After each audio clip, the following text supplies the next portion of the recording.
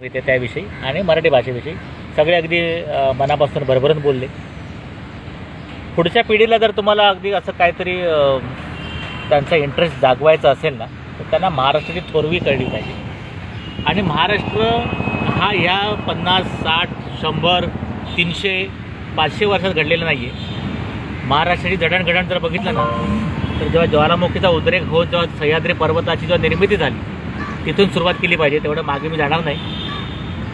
तरी पण तापी नदीच्या खोऱ्यामध्ये 3 लाख वर्षापूर्वीचा आदिमानवाचा सांगाडा सापडला. तेव्हा महाराष्ट्र होता, महाराष्ट्रामध्ये लोक राहत होती. 3 लाख वर्षाच्या गोष्टी करतोय मी. आणि कदाचित काहींचा त्यावर विश्वास बसणार नाही. मग आपण थोडंसं पुढे सरकूया. ऋग्वेदाच्या काळात म्हणजे अश्मयुगानंतर लोहयुगाच्या वेळेला ऋग्वेदामध्ये अपरांतक असा उच्चार आहे महाराष्ट्राचा. अपरांतक म्हणजे पश्चिमेकडचा देश, भारतामधला पश्चिमेकडचा देश, अपरांतक असा ऋग्वेदकालीन उल्लेख आहे. तो हा महाराष्ट्र. त्याच्यानंतर जर आपण आलो तर परशुरामाच्या काळामध्ये म्हणजे साधारणतः 9000 वर्षापूर्वीचा हा इतिहास सांगतो मी. परशुरामांनी पूर्ण ही धरती निक्षत्रिय केली 21 वेळा आणि मग ती एका ब्राह्मणाला दान करून स्वतःचं एक वेगळं राज्य निर्माण केलं, ते कोकण राज्य. आणि मग ते महेंद्र पर्वतावरती तपस्या करता निघून गेले. तो हा कोकण पट्टा म्हणजे अगदी तुमच्या सुरत पालघरपासून पूर्ण कोचीनपर्यंतचा हा जो पट्टा आहे ना, ही परशुरामाची निर्मिती, हा महाराष्ट्र. आणि ते जे महेंद्र पर्वतावरती गेले ना, तो आजचा महेंद्रगिरी. तुम्ही आज जर चिपळूणला परशुराम लोटेजवळ गेलात तर तिथला तो 1000 फूट उंचीचा जो एक छोटासा पर्वत आहे ज्याच्यावरती परशुराम लोटेचं मंदिर आहे, त्याला महेंद्रगिरी पर्वतच म्हणतात. सुंदर आहे ना, त्याला महेंद्रगिरी पर्वत म्हणतात. तो हा महाराष्ट्र. त्याच्यानंतर रामायण काळीन जेव्हा रामायण त्यांचं खरं कर्तृत्व दाखवण्याकरता 14 वर्ष वनवासात गेले, तेव्हा ते दंडकारण्यात आले. ते दंडकारण्य आपलं नाशिक म्हणजे पंचवटी, जिथे आजही आपण रामाची पूजा करतो. पंचवटीमध्ये आपण जातो तीर्थक्षेत्र म्हणून. तिथेच सीतेचं अपहरण झालं होतं. मारीच राक्षस म्हणा, शूर्पणखा म्हणा, रावणाने येथे येऊन जटायूशी युद्ध केलं. या सगळ्या घटना सगळ्या महाराष्ट्रातल्या. म्हणजे त्यावेळेचा तो महाराष्ट्र दंडकारण्य. महाभारतामध्ये जर आपण बघितलं तर महाराष्ट्रामध्ये कुंतल, विदर्भ अशा राज्यांची नावं सापडतात. ही सगळी महाराष्ट्रातली.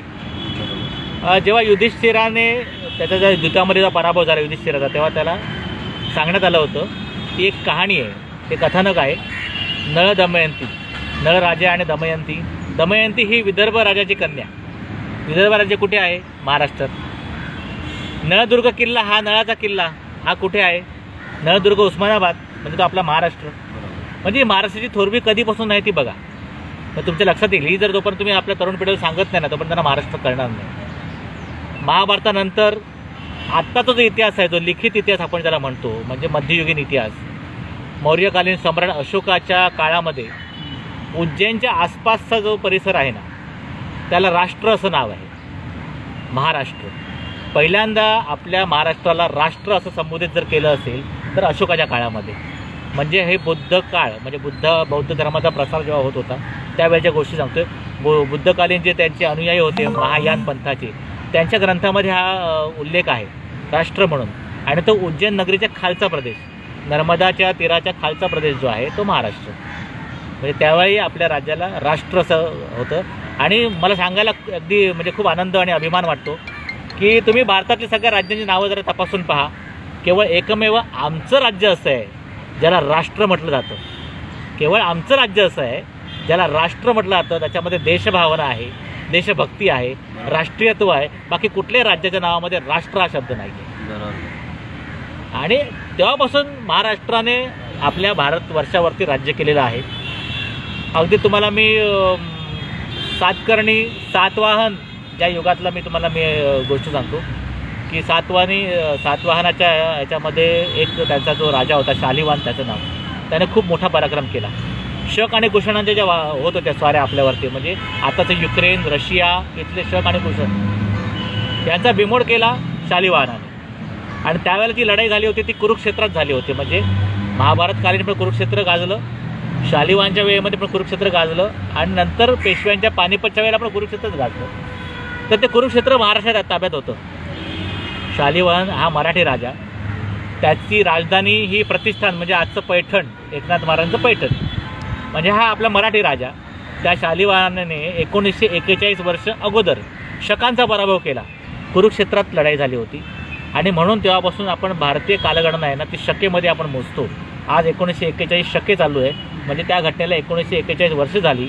आणि म्हणजे 1941 वर्षापूर्वी मराठी राजा होता आणि म्हणून महाराष्ट्रही होता. मराठी भाषा ही एवढी जुनी आहे, सांगायचं एवढी जुनी आहे. आणि म्हणून मी तुम्हाला सांगतो की सातवाहनांचं जे राज्य आहे ना ते इसवी सन पूर्व 225 वर्ष आणि इसवी सनानंतर 225 वर्ष, 450 वर्ष सातवाहन शालिवाहन यांनी राज्य केलं आपल्यावरती. आणि हे मराठी राजा, भारतात सर्वात मोठं राज्य ह्यांचं. आणि तेव्हा त्यांची राष्ट्रभाषा होती ती महाराष्ट्रीय राष्ट्रभाषा, म्हणजे आताची मराठी राष्ट्रभाषा. म्हणजे मराठी राष्ट्रभाषा का असावी याचा हा धोरणात्मक मी मुद्दा मांडतोय की संपूर्ण भारतामध्ये मराठी ह्या राष्ट्रभाषेने जास्त वेळ काळ गाजवलेला आहे. त्यानंतर आपण पेशव्या काळात येऊच पुढे. आपण सातवाहनानंतर चालुक्य आले, यादव आले, राष्ट्रकूट आले, हे सगळे मराठी राजे यांनी भारतावरती राज्य केलं, कमीत कमी दक्षिण भारतावरती राज्य केलं. म्हणून मराठीची थोरवी, मराठी राज्यांची थोरवी महाराष्ट्र आमचा तेव्हापासूनचा आहे. त्यानंतर अनेक वर्ष मुघलांच्या खाली आपलं होतं महाराष्ट्र. साधारणतः 400 वर्ष आपण मुघलांचं राज्य अनुभवलं.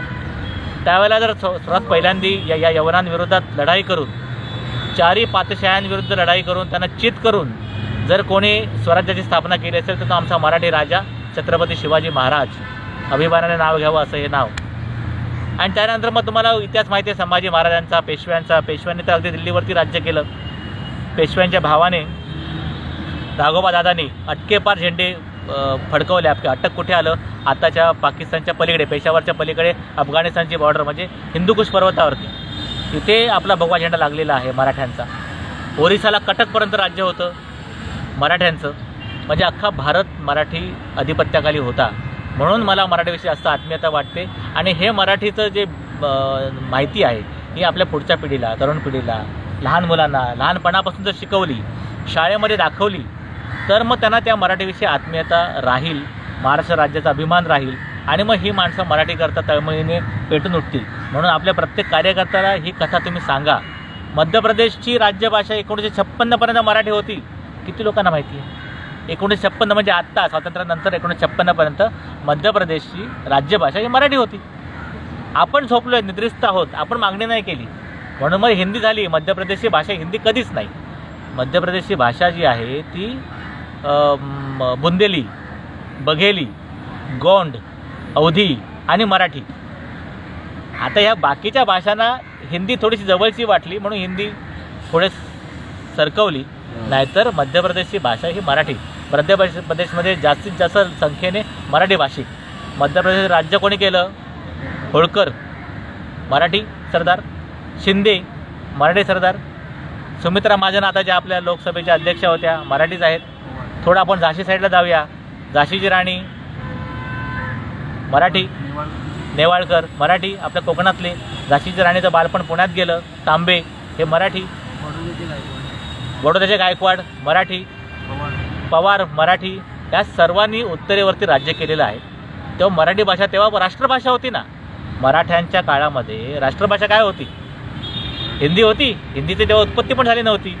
हिंदी हा शब्दच नव्हता. हो, हिंदी भाषा हा शब्दच नव्हता. पेशव्यांच्या काळापर्यंत हिंदी भाषा शब्दप्रयोग सुरू झाला 150 वर्षापूर्वी. म्हणजे 1857च्या लढाईच्या वेळेला पण हिंदी भाषा हा शब्दप्रयोग नव्हता.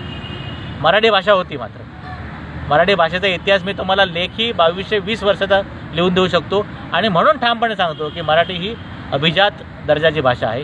हिंदी नवी, एकदम नवी. हिंदीला 125 वर्षाचा पण इतिहास नाही.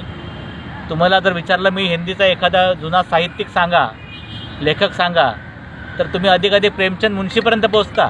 त्याच्या अगोदरची हिंदी कोणाला माहिती आहे का? हो, हिंदीचा इतिहास कोणी सांगावा मला. मी माझा इतिहास सांगतो ना, ज्ञानेश्वरांचा. मराठीत ज्ञानेश्वरी लिहिली, 750 वर्ष झाली. त्याच्या आधी चांगदेव, 1400 वर्ष चांगदेवांचं आयुष्य सांगतात. म्हणजे किती वर्ष जुनं असेल सुद्धा. त्याच्या आधी चक्रधर. त्याच्या आधी मी म्हटलं की बौद्धकालीन म्हणजे इसवी सनापूर्वी जे ग्रंथ लिहिले आहेत त्याच्यामध्ये मराठीचा उल्लेख आहे ना. त्याच्यामध्ये उज्जैन हे महाराष्ट्र किंवा राष्ट्र या भाषेमध्ये हा उल्लेख आहे. आपली कारल्याची जेव्हा लेणी कोरली गेली पुण्याला लोणावळ्याच्या जवळ जे कारल्याची लेणी लागतात, म्हणजे एकविरा देवी, लोक एकविरा म्हणतात, एकविरा आताची देवी, ही बुद्ध लेणी कोरण्याकरता पैसा लागला. हा पैसा दिला सोपाऱ्यातल्या धनिकाने, म्हणजे नाला सोपारा आताचं. म्हणजे हा मराठी भाषिकांचा इतिहास आहे. पण हा वारंवार लोकांना समजावून सांगितलं पाहिजे. हो, आपणच आपला गौरव नाही सांगितलं, लोकांना कसं कळणार? लोकांना मराठी म्हणजे काय, मराठीचा मोठेपणा काय, हा कळला पाहिजे. तर हा आपण स्वतःहून तो आपलं तोंड उघडून लोकांना सांगितलं पाहिजे. सरकार शिकवणार नाही, पाठ्यपुस्तकात दिसणार नाही, इतिहासात सापडेल, बखरीत सापडेल, पुस्तकात सापडेल, कोकणाख्यानात सापडेल, ऋग्वेदात सापडलेला आहे. पण हा आपण लोकांना सांगितला पाहिजे, तर लोक ह्याचा अभ्यास करतील आणि मग ती आपली जी शान आहे ना, ही दिसेल लोकांना, आणि तर लोक थोडीशी वचकतील आपल्याला. शेवटची जर मी सांगितलं ना, राष्ट्रभाषा, आज राष्ट्रभाषा नाही भारताला, भारतीय संघराज्याला राष्ट्रभाषा नाही, 22 राज्यभाषा आहे. पण शेवटची राष्ट्रभाषा कधीतरी असेल ना भारताला, ती कुठली होती? ब्रिटिशांनी कधी राष्ट्रभाषा लावलीच नाही, कारण इंग्रजी राष्ट्रभाषा होऊ शकत नाही. बरोबर. मग त्याच्या आधी कोणाचं राज्य होतं? मराठ्यांचं राज्य होतं ना, अगदी अटकेपासून कटकेपर्यंत. मराठीची राष्ट्रभाषा कुठली? हो, मराठीच ना. सगळं राज्यकारभार मराठीत होत होता ना. म्हणजे शेवटची राष्ट्रभाषा भारताची आहे ती मराठीच आहे, हे तुम्ही सांगा ना ठामपणे. मग आज राष्ट्रभाषा मराठी का नको? आपण राज्यभाषा म्हणून लढतोय, झगडतोय, मराठीला तुम्ही मान द्या. मी तर म्हणतो राष्ट्रभाषा मराठी करा. धन्यवाद.